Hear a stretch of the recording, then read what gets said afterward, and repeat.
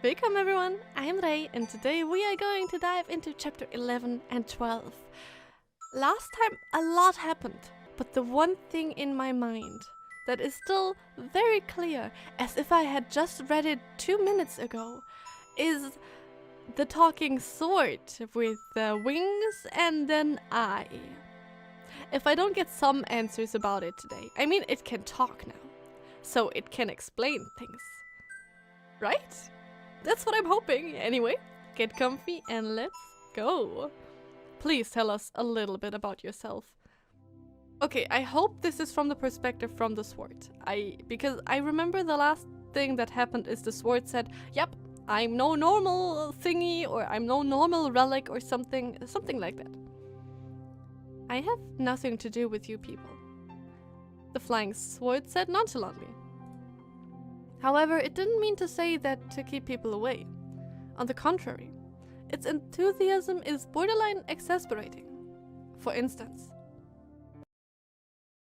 gosh, give it a rest already. I already gave you my height, weight, and birthday. What more do you want? Don't get angry, I'm just trying to get to know my new owner better. Is that how it is? Then if you're my servant, why don't you start sharing some information with us? Yeah, talk.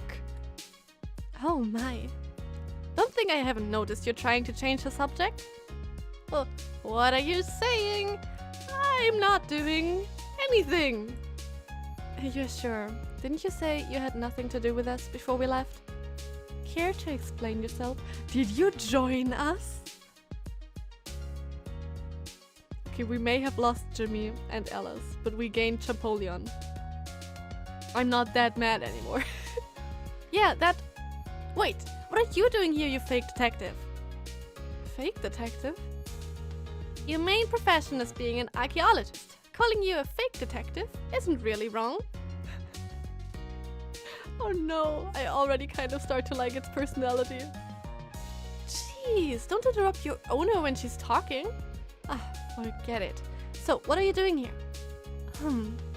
I assume you want to know why an archaeologist who spent all her time exploring Egypt is now traveling the world with you? That's right. What's the point of having you here now that we left Egypt? I don't mind. I'm okay with this answer. I think you're misunderstanding something, young girl. I wanted to explore Egypt, so I acquired the necessary knowledge to do so. I didn't go to Egypt to acquire that knowledge in the first place. Actually, that's a cool way to look at it. I like it. I'm not a person that likes to be restrained to a single place. Is that so? We can understand that, right? Besides, Captain Shakespeare asked me to come aboard. Okay. Huh? Yeah, I asked her to join us. With Jimmy gone, I had to ask Iron Mask to take over his work as our engineer. Oh, so Iron Mask is now the engineer. I mean, makes sense because Iron Mask can probably do anything anyway. And I thought Professor Champollion would make for a good chief officer. I must say I'm very fortunate to be surrounded by so many talented people. Shakespeare is literally, like, Shakespeare's talent here is really gathering people. Huh? Wait, what about Lala? Shouldn't she have seniority over that position? Would you trust an archaeologist with taking care of the sales? No, I didn't mean it like that. There is no hierarchy in this ship. Has Captain Shakespeare ever acted like she's superior to you? No. Shakespeare is just always very aloof. I like it. Superior? No, I don't think so. See? It's the same for us. That's actually really cool leadership. I understand. I said something unnecessary. We got sidetracked again. Do show your face. Yeah, don't try to run off now. You can't go far. Even if you ask me, I can't. I mean, I don't have a face. You're very funny, aren't you? It's a manner of speech, and you know that. Come on, explain yourself. What did you mean when you said I have nothing to do with you people? Yes, and especially, does he mean people in Does it mean people in general? Or does it mean people from our world? I'm not sure. I'm not letting you distract us anymore. I mean, I gotta say, I got distracted too.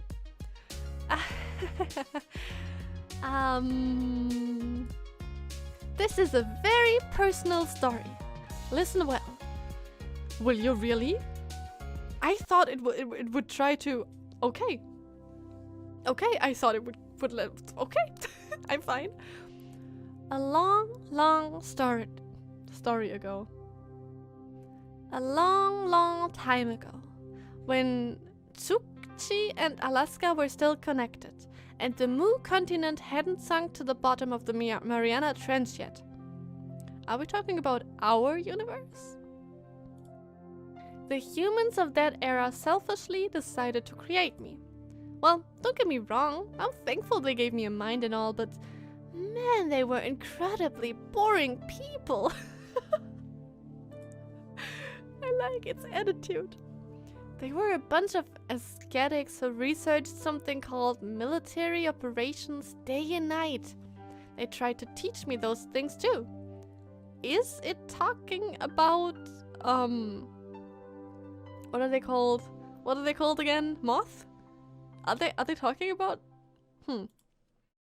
Specifically, they wanted me to use my superior computing ability to perform a task that would be impossible for a normal human. They wanted a technology capable of manipulating particles to change the physical structure and properties of an object. For example, the power to create a vacuum defect inside an object that can't be cut down by regular machinery. At first I did as I was told, kept practicing the basic skills they told me to and incorporated the results into my hardware. 5 out of the 7 units I have were a product of that practice. They called that process machine learning. So I did this machine learning thing over and over, like over 1 trillion times or so. Until I became my perfect self, the master of that ability to alter particles they wanted so much. So you can just alter particles, I mean probably at full power. That was the moment when I felt the most deadly and annoying human emotion of all. Boredom. You got a point. You got a good point. You what? Boredom? Yeah, didn't one of your philosophers say so? There is but one truly serious philosophical problem, and that is suicide. The people who made me gave me one single goal that could be achieved and perfected in a defined amount of time. I was going to spend the rest of my days alone and aimless. That thought never crossed their minds. How dare they? Okay, I like our SWAT companion, but also, why did it get shorter? Like, if you can turn into anything, why those wings? Why one eye and not two? So many questions. They were a greedy bunch. I'd say they lived as a tool more than I did. And because of that, they didn't care about my feelings at all. Don't tell me you... Yeah, I said screw this and went to sleep. Mood. Okay, I feel Duru now. Sleep. Yeah, to make it easier to understand, I should say I shut down instead. One can sleep as much as they want as long as they lock the door to their room. However, unlike you people, I wouldn't starve to death. I can't, I literally can't. Duru might just be my favorite character. The attitude is amazing, and it's a whole mood. From their point of view, I probably looked like I froze and stopped working. Maybe they even thought it was a bug and tried to fix me. Noobs. Of course, I wasn't actually trying to commit suicide or withdraw myself from the world. I set a condition to wake myself up, but... Things didn't go the way I expected. The first time I decided I was going to sleep for 100 years, but... When I woke up, there was not a single person I could talk to inside. You mean... Yeah, the first civilization of you people was destroyed. So, is it really from our universe? Really? But that's wild! Dudu is wild. There were a lot of pretty cool things in their ruins, but without anyone to share the joy of exploring the unknown, exploring ruins became boring pretty quickly.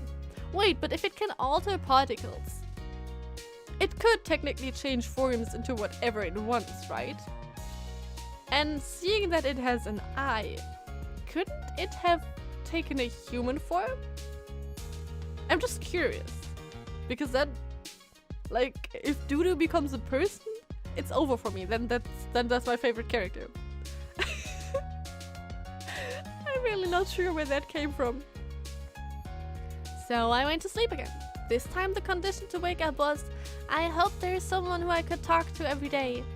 What do you think happened next? I woke up surrounded by a bunch of barbarians doing strange dances around me. It was terrifying. Every single one of them kept howling at me. It was truly a den of negative emotions. Needless to say, I ran away the first chance I got and chose to sleep in a safer place this time. The next condition was, I'm not gonna wake up until a cute girl talks to me properly. Okay, now I'm sure it's a he. I mean, actually, knowing Hoyo. It doesn't have to be. Wait a second, aren't the conditions getting a little bit more vulgar each time? Eh? How could you say that? I was trying to be accurate, not vulgar. Cute girls are the best, especially the ones who are too serious but like to daydream and have a few friends. It kind of sounds like Einstein.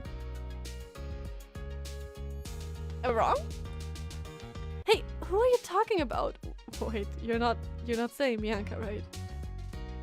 Dudu, please don't flirt with Bianca. You're way too old. The person I met the third time I woke up? Who else would it be? Seriously, she was my ideal girl. I want to know who it is. Wait, it could also be Dr. May. No, wait, the civilization was already gone. I'm stupid. You mean Charles and her paladins were all cute, lovable fools? I don't know them, right? One day, one of the paladins asked me, I want to go to the moon. Can you take me there? Ah? No way, you didn't take her to the... Oh, the person who had Dudu before us. Right, they said something about the moon and that she disappeared. You didn't take her to the moon, right? Of course not. I'm not a rocket. No way I could fly to space. Then why did you even bring it up? I can't go to the actual moon, but I can make a moon-like place. What? What do you mean? Do you know Kamar? There is a salt lake between Marseille and Montpellier, near the... Guys, I don't want to butcher everything. Anyway, I think near a river. That's what I'm guessing here. I don't know. Or maybe not. Anyway, as a favor for that paladin, I turned a lake into a mirror. When the paladin came to see it at night, it was like she was on the moon. What? Wait. I'll ignore where the lake's water went for a moment. What's the point of making her feel like she was on the moon? Humans of that time were very superstitious. They believed stuff that they lose on Earth would somehow end up on the moon. So the paladin, who got her heart broken by an unrequited love, was trying to recover her reason by going to the moon. Was that literally how people thought? Because that sounds really, really, unique. And that paladin who lost her reason was my previous owner, Paladin Roland. This is the person that we heard about, right? Like at the start when we got the sword. I think. And how did it lose its gems? Wait, we have so many questions. And can we learn more about Roland? Because I can swear, I could swear that we have not heard about Roland in the story. I mean in the game. Or did we hear about Roland in a previous manga? I really don't think so. Please stop right there. The paladin Roland was heartbroken and lost her reason? What a bunch of nonsense. There's no way that would happen to the great Roland. And that happens if you don't think even great people are people too. But it did. Paladin Astolfo even changed her look to try to comfort her. A hairstyle always helps. Ooh. The words that spilled from Roland's mouth that moment were, Ah, how desolated and quiet this scenery is. Leaving the rest of the world behind wasn't such a bad idea. We have never seen that person, right? But they look so cool.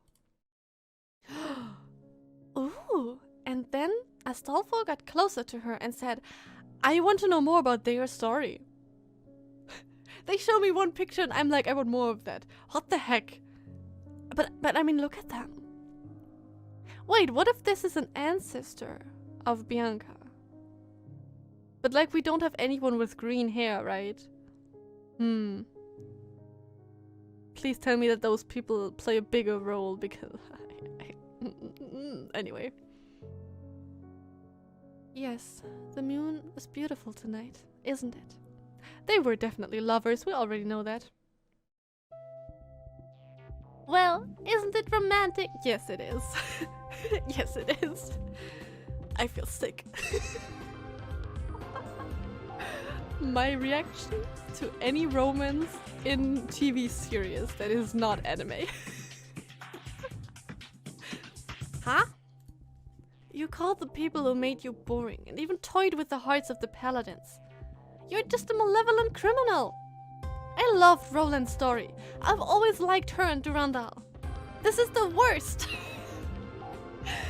Yeah, the sword of the person you idolize is just really, really, has a big attitude, let's say that. That's weird. And she left. Weird. Did I say something wrong? I can't. Kind of.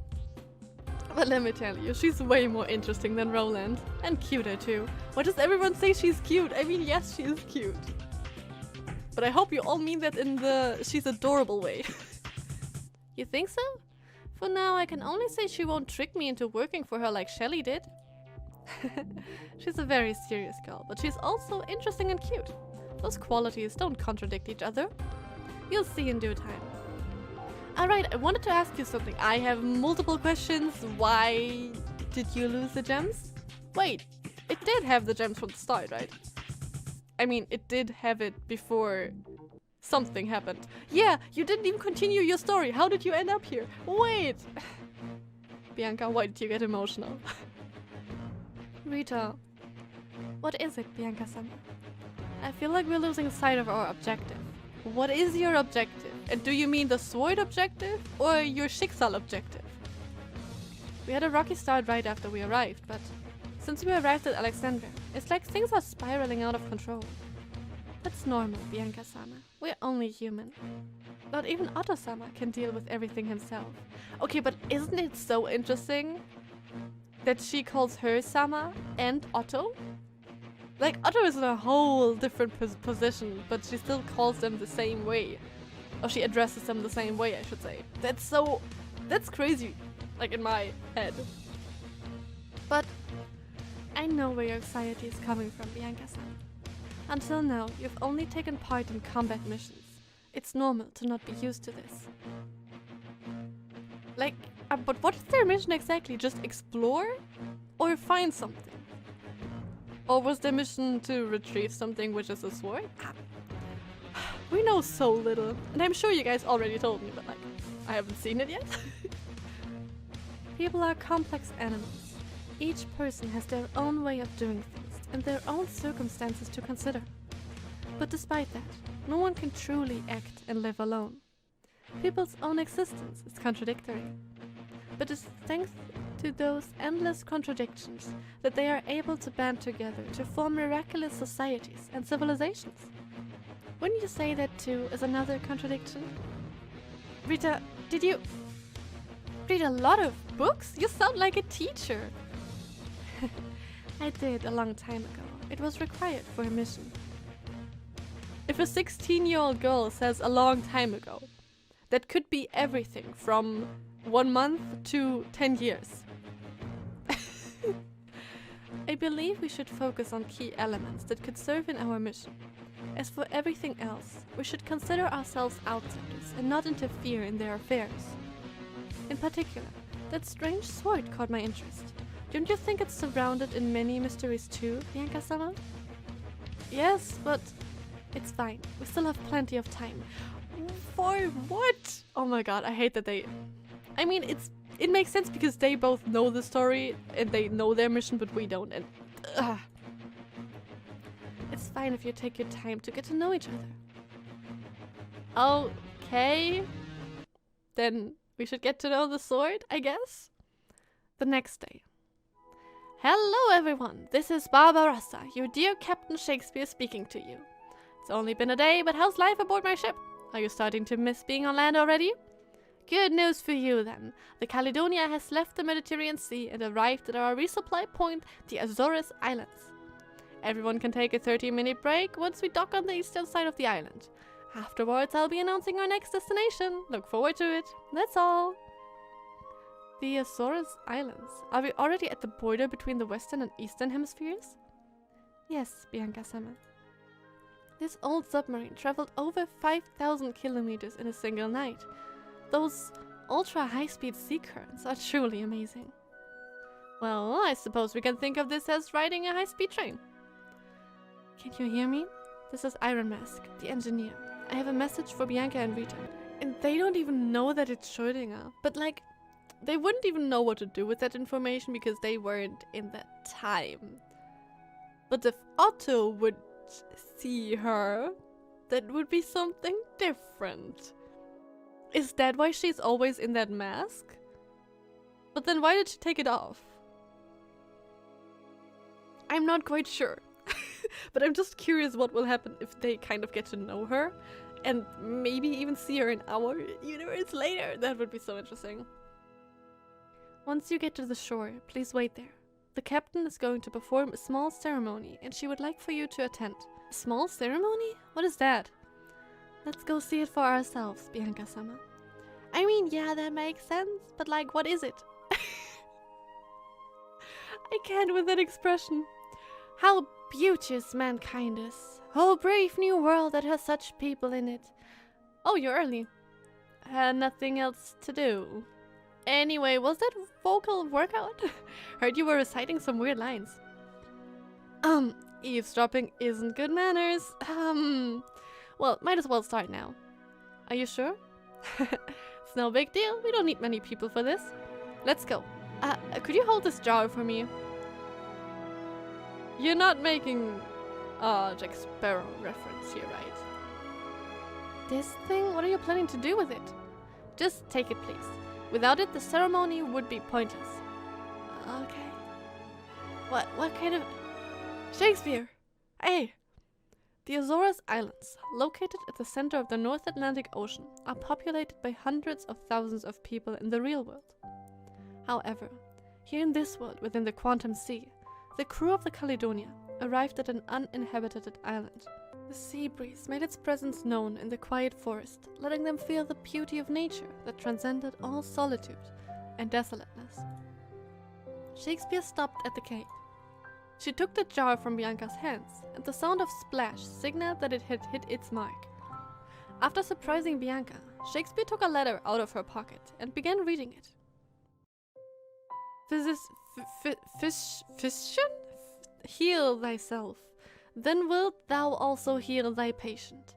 Yeah, guys, I can barely speak English. Or I can barely read, so let's say I can barely read, but I cannot read that. 1,000 paths are there which have never yet been trodden, 1,000 celebrities and hidden islands of life. Your dream, a bold sailor, half ship, half hurricane. I stood silently on the shore, facing the sea you willingly sailed to. When the devil casts his skin, does not his name also fall away? On the other side of the shore, nothing is true. All is permitted. Farewell, my friend, my enemy. Amen. If that is a true, I have no idea where that comes from. She put her hands together and threw the letter into the sea. That was the eulogy Shelley wrote for Faust. Oh! I heard he once told her half-jokingly he would like to be buried in the eternal palace of Atlantis. I thought maybe his wish would come true if I threw him from this spot. That's surprisingly nice. I forgot to tell you. His ashes were inside that jar. Yeah, now I kind of thought so. Oh, you shouldn't have told me that. Yes, let's go. It's time I tell everyone our next destination. Yes, please. But like, are we really trying to receive every gem now? Because that would take a while. I'm way too curious about more, but I'm sure we will unravel things slowly but surely. I mean, with the AE visual novel, it was kind of the same. It started rather slice of life-ish, and then it spiraled out of control very quickly in a few chapters, but like, if this is the same, I'm excited. When Shakespeare and her companions returned from the funeral, the rest of the crew had finished setting up a simple stage next to the Caledonia under Lala's orders. The red-haired captain gathered everyone there and prepared herself to make a speech. Another speech? Oh, I don't mind it. Gosh, it's so gorgeous. As you all know, I'm not the type to adhere to formalities. In a certain story, Antony Silvertongue alone was enough to turn Caesar into an enemy, but compared to those brilliant dictators and assassins, I'm just a clown bearing the evil of history. Oops, I digress. I will now tell you all the purpose of this trip. I thought it was about the gems, but like, maybe not. Our next destination is the Yucatan Peninsula. There lies a jewel, or should I say, part of a weapon capable of saving the world. Are we really trying to save this world? Needless to say, we'll look for ways to make ourselves rich as usual. I'm sure there will be plenty of opportunities to make money in this continent many can't travel to.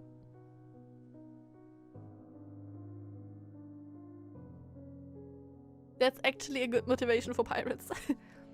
But now that we're departing from our good old continent, as your captain, there are some things I must tell you. The motivation behind this unprecedented long-distance voyage. We'll cross the Atlantic and Pacific and step on many foreign lands.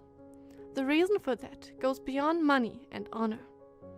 I've always said you all are pirates of the Caledonia, but also members of the King's Men.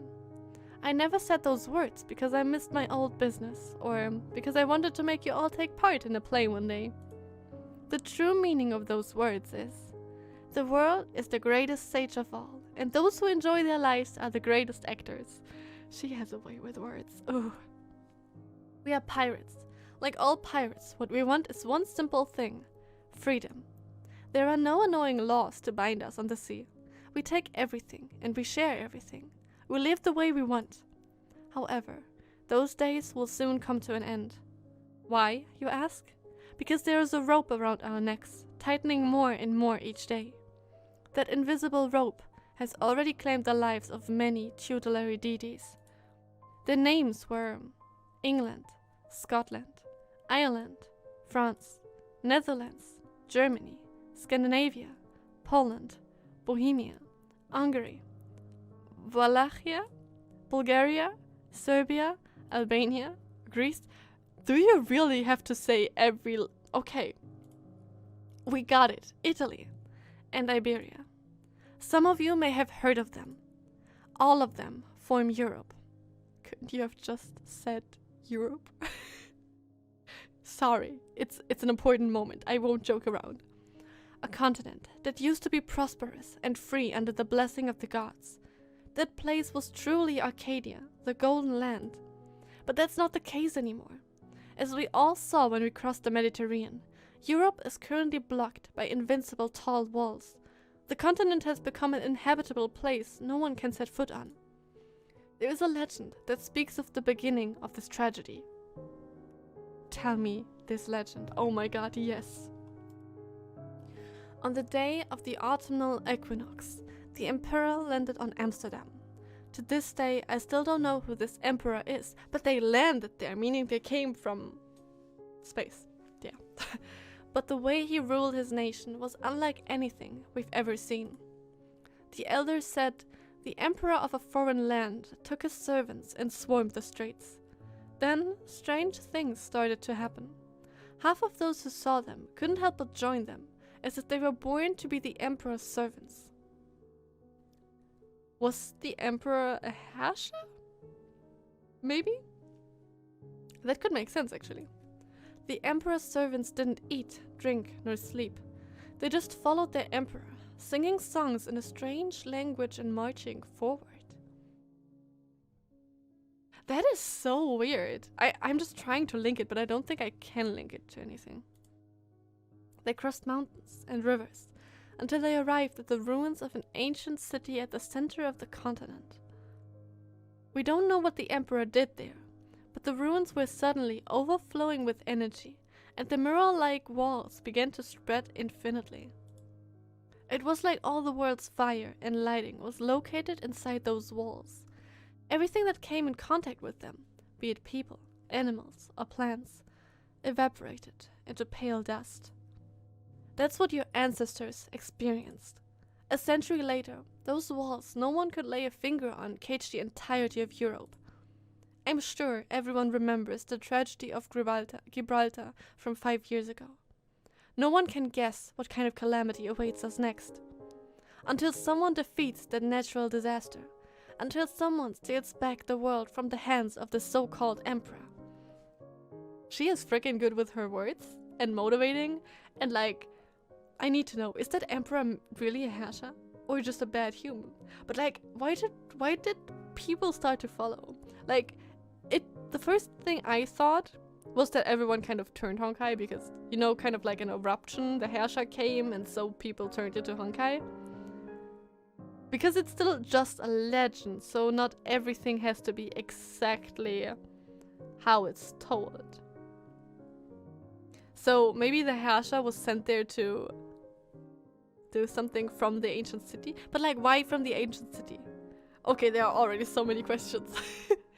Listen, men, we are pirates. What else could be more exciting than stealing the world? Oh, she is good. Let's go, an epic adventure that will make our descendants jealous. Of course, I'm aware we're only human. We can't afford to be reckless. Fortunately for us, the opportunity to turn the tide to our favor has appeared before us. Come on, traveler who hides behind an iron mask. Professor who came from another world. It's time for you to speak of the day our destinies crossed 30 years ago. How old is Shakespeare? Wait, how old is Shakespeare? Or is Shakespeare 30 years old and when she was born, or when she was little, Schrödinger already met? Okay, but like, I think it's interesting that she says professor who came from another world. Because I mean, everyone here comes from another... Okay, this world makes it less suspicious, but like, shouldn't Bianca and Rita, like, be curious? I don't know. Is that even what they're here for? I don't know. I simply don't know. The captain pointed her finger at Iron Mask, who then took off her mask and showed everyone her face for the first time. Because of the Sea of Quanta thingy. The sword Durandal... I thought about Durandal as her name. That's why I had trouble. Anyway, the sword Durandal she was holding in her hand read the mood and returned to its original form. Oh. Hello, everyone. Oh my god, I can't get enough of you, okay? I'm Erwin Rihanna Schrödinger. Due to certain reasons, I've been hiding my identity until now. Does that get worse? I hope it doesn't get worse. Because I have a feeling that then she won't exist. I don't know. Maybe she does. I mean, that is because normal humans... Wait! I don't remember what exactly happened with Schrödinger in the Elysian novel. Maybe I have to reread that. But they said multiple times over the last few chapters that humans can't survive in the Sea of Quanta. Yet Schrödinger is traveling the Sea of Quanta. Like, yeah, she is kind of, I don't know, corrupted? We still don't know a whole lot, huh? Or I just forgot something. The captain asked me to tell you about my past, so I'll take this opportunity to tell a little story. No, now it gets interesting. Unlike most of you, I left my world out of my own volition. Volition? Anyway, I chose it. Oh, right. I'm starting to remember the whole thing with the... I mean, the thing that... I forgot all the names. Joachim's father. Yes, I forgot his name. He sabotaged the machine that Schrödinger and... Oh no, I forgot everyone's name. Anyway, where they were working on, and that's why it kind of exploded or something happened. And after that we saw Schrödinger return with like HONKAI infected, but like also not, and she was kind of different. And then something happened and she was just poof. I don't know, that part even confused me when I was reading it, okay?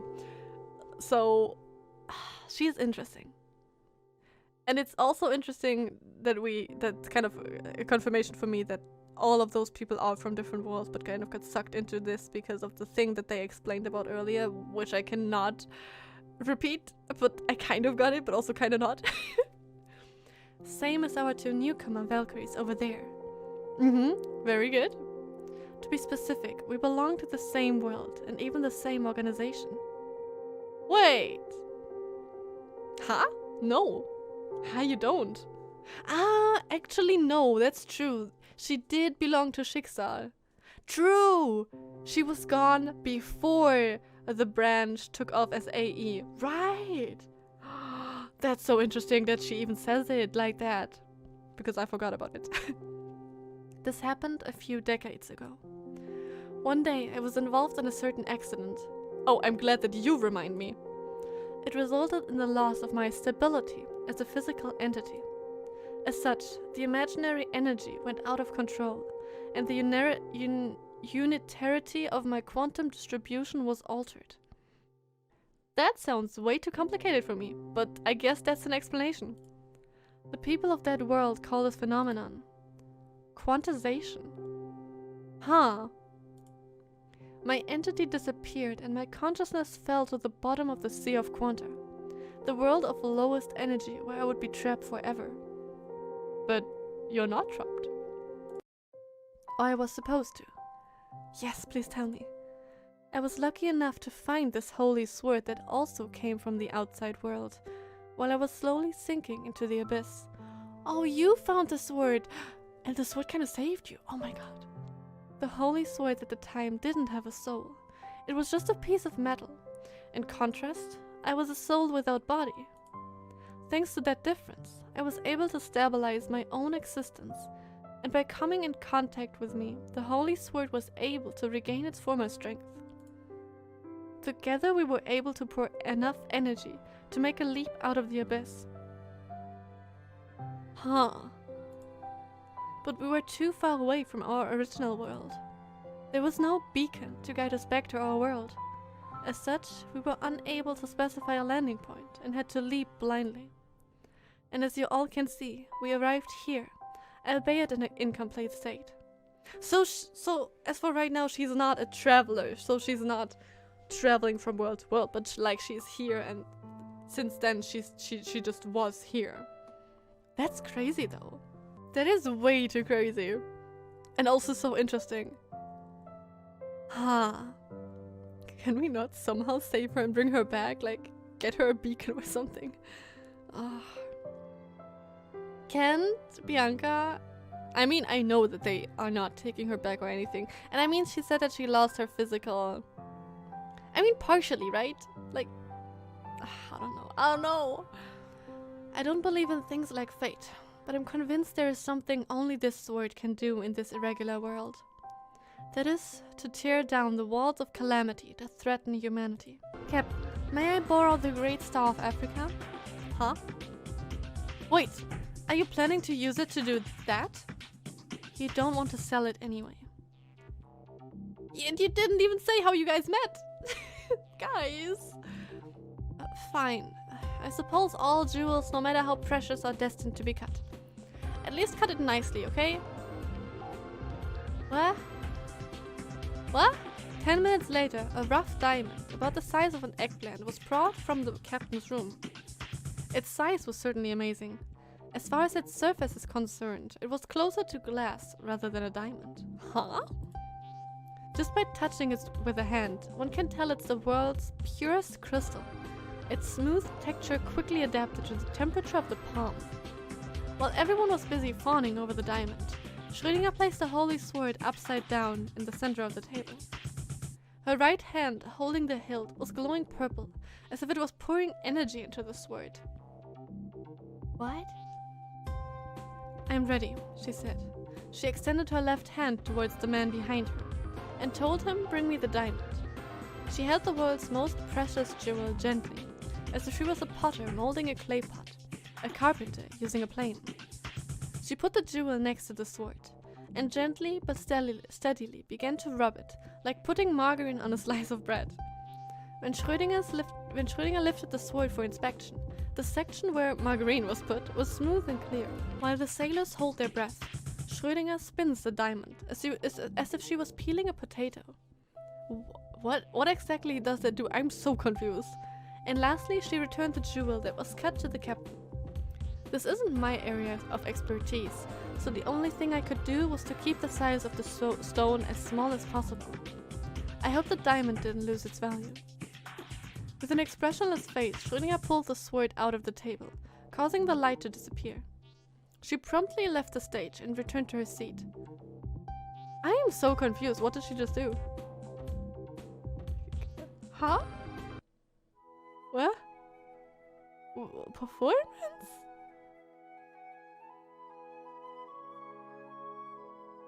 My confusion is immeasurable. What a wonderful performance, Professor Schrödinger. You got me worried for a moment there. I thought the great star of Africa was to be split in two. I would have done that if I didn't know better, and know you would ask to be compensated later. Aww. Anyway, Valkyries, it seems there is something you've been wanting to say for a while. There is a lot I want to say and know and whatever. Feel free to say it now. Oh my god, first interaction as Schrödinger and Bianca. Are you that Schrödinger? The one from the famous dead but also alive thing? Excuse me? Wait, is her state herself the not dead but not alive thing as well? Isn't that kind of also what... I mean, she's here, but her physical... Wait. Was it that high before? Wait, is it really completely corrupting her? Wait, when we meet her later, not we, but like... Einstein meets her? No. Who meets her? Someone in the main story in the chapter. Was she completely blue? Ah, I don't remember. Oh no, I have to look that up again.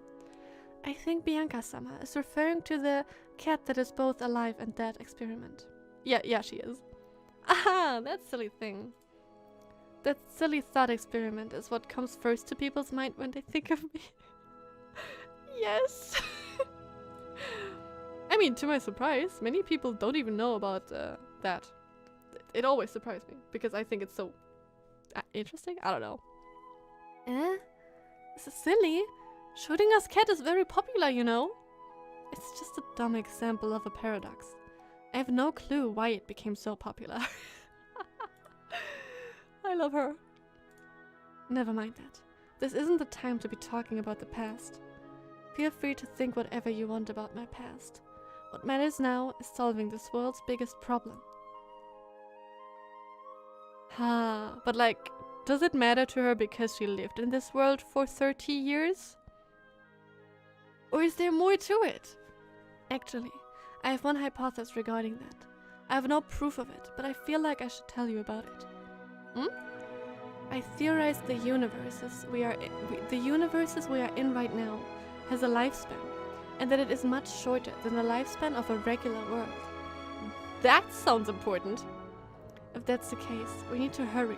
Yeah, we don't want to go with this universe, seeing as how the owner of those walls don't seem interested in the outside world. It might be possible they don't know about it. But that's also weird. You mean... Of course, this is just my speculation. There is no evidence to deny it, but neither to confirm it. It may even be possible the people inside the walls are traveling back and forth to the outside world. What if the people inside the walls have nothing to do with Honk? But why would they be Honkai walls? But like, okay, let's say they have nothing to do with Honkai. Could they be somehow from the past civilization? I don't know. Oh my god, this is so curious. I want to get inside the walls. I don't want to look for the gems. Rather than worrying about that, we should be worrying about the weathers outside. We should worry about both. The weather? Is there a storm coming? No, I'm talking about something else. Our next destination is a tropical zone. Don't you think it'll be suffocating to be wearing these clothes in that kind of weather? Are you all going to change? Not that I would be excited or something. Always thinking ahead, your brilliant captain has prepared new clothes for the occasion. Oh? Now, strap and put them on. Huh? Hey, don't just throw them at me. Besides, there's no way I can change right here. Also, these clothes... No problem. We just have to make all the men leave the room. Are there men in the room? Don't worry, Bianca-sama. I will act as your wall. That is such a Rita thing to say. Rita, that's not the problem here. Oh my god. Please just let it be cute clothes. These clothes, are they the correct size? There's no problem. You look great, Bianca-sama. Don't say another word, Rita. More importantly, hey Captain, your new clothes are practically the same as the old ones. They were lazy, that's so mean. Why? Why wouldn't Shakespeare get new clothes? Of course, I'm the captain. It'll be a problem if the sailors don't recognize me at first glance. I can just wear a hat or something. Pfft. If the ship gets too hot, I should make everyone work in swimsuits. No? What are you saying? Just so you know, I'm not taking part in that. Alright, Schrödinger doesn't need to regulate her body temperature. No, Schrödinger doesn't get new clothes either. That's so mean. It's all about being stylish. A Valkyrie should be wearing pretty cute clothes. This is the perfect opportunity. It would be such a waste otherwise. I swear, if it's not cute though. Stop saying weird things. And I think you misunderstood what Valkyries are. Rita, what? The size doesn't seem to be a problem. Next it's the skirt. I mean, at least yeah, it changed a little bit. It's okay. Shakespeare always looks great. It does look great on you. That's such a weird look. Did she always wear that kind of necklace? Because if yes, and I only noticed it now, that will be important. I mean, it looks cute, but that's so not Durandal. Like, I know her as Durandal the most, and it's so weird. That is fitting though for her age. You think so? Ooh, hello. Yeah, I like Rita's outfit more. Yeah, definitely. Yes, especially that ribbon. It looks very cute. I mean, yeah, I think I just don't like the shape of that top. I think it looks kind of weird, but like, that's just me. In general, it's still very cute, I guess. It's just so girly. It's 180. Now that everyone is ready, let's start the live stream right away. Live stream? Live stream? It's just a wireless video call. The other day, I was told to set up a communication channel between the Caledonia and Alexandria. Oh, that's cool. Here we go. I just read toot-toot. Hi, Alice. Oh my god. I love her design so much. Hello, Professor Schrödinger. Are you already crossing the Atlantic Ocean? Yes. Is Shelley busy right now? She's in the study. Should I call her? Nah, it's nothing important. I want to call Jimmy instead. Let's have him decide who looks the cutest in these new clothes. Oh no. Hey! Understood. Please wait a moment. Jimmy, the captain is calling for you. Oh no. Bianca will be... Oh! We won't even get to see his reaction? Really? On a certain day, in the 13th century BC, at Mount Ida in the outskirts of Troy, Prince Paris was tasked with giving a golden apple to the most beautiful goddess. The candidates were the queen of the gods Hera, the goddess of wisdom and warfare Athena, and the goddess of love Aphrodite. Oh, handsome Prince... Oh no. Oh, handsome Prince Jimmy, Paris, please tell us who is worthy of getting this large, gorgeous, and invaluable golden apple. I am Hera Shakespeare. If you give me the golden apple, I promise I'll make you the richest man in the world. Paris-sama, I am Aphrodite. Oh, Parisana. I am Aphrodite Roselice. If you were to give me the golden apple, I will bestow my blessing upon you, so that you may never experience unhappiness in your love life. Listen, you fool! The one who should have the golden apple is me, Athena. I can't say the name. Hand it over, and I turn you into an invincible hero. A bunch of nonsense. After all, in the outside world, it's March 5th, 2012. Not even in the universe in the Sea of Quanta, the goddesses will begin to fight out of love. However, just as the sun rose on the horizon, the crew of the Caledonia were involved in another kind of battle. What the heck? Are they fine? They had fun. Next day. Flint of the Mayan calendar of Yucatan. Oh. This is your last warning. If you reject the teachings of God and decide to celebrate the new era in such a barbaric way, we will break the ceasefire treaty of the sacred holiday and put a stop to your celebration with violence. Bunch of faithless dogs of the Federation. The ceasefire treaty of the sacred holiday? Have you forgotten the traditions your ancestors left behind? Unforgivable. How dare you barbarians reject the teachings of the High Priestess? What the heck is going on? Stop. Our words can no longer reach them. Let them be cursed forever by the gods of Venus. Oh. I'm sorry, she looks cute. Grandma, Federation officer, please stop. Don't fight anymore. Don't be silly. You think they would stop just because you asked them to? We know. Who are you? You wouldn't understand even if I told you, but I am a Valkyrie who uses violence to suppress violence. Oh no. Captain, say something too. As the saying goes, harmony brings wealth. May I ask you to quell your anger? The gods willed my ship to land at this exact moment. Taking that into consideration, why don't you two make your truce? I love that they always tease at the end of a chapter, but also, they are such a tease! Why would they tease at the end of a chapter? That's so mean. And with that, please let me know all of your thoughts. And also, I mean, you guys have the best memory. You know, so, would be awesome if I said something wrong about the AE visual novel. Please correct me. Anyway, I hope I see you guys next time. Bye!